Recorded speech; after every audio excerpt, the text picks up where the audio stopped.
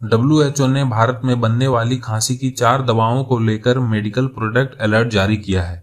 WHO का कहना है कि इन दवाओं की वजह से लोगों को किडनी की बीमारी हो रही है। दावा यह भी किया गया है कि गाम्बिया में इस दवा की वजह से 66 बच्चों की जानें चली गई। WHO ने कहा, कंपनी और रेगुलेटरी अथॉरिटी ऑफ इंडिया के साथ मिलकर जांच की जा रही है। इस पूरे मामले पर दवा कंपनी ने अपनी कोई प्रतिक्रिया नहीं दी है। जिन 4 दवाओं को लेकर अलर्ट जारी किया गया है वे हैं promethazine oral solution, Kofexmalin baby cough syrup, Makoff baby cough syrup, Magrip and cold cough syrup.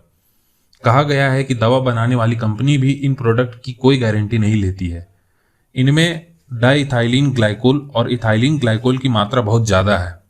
इस तत्व के प्रभाव से पेट में दर्द, उल्टी आना, डायरिया, सिरदर्द, किडनी पर असर होने लगता है।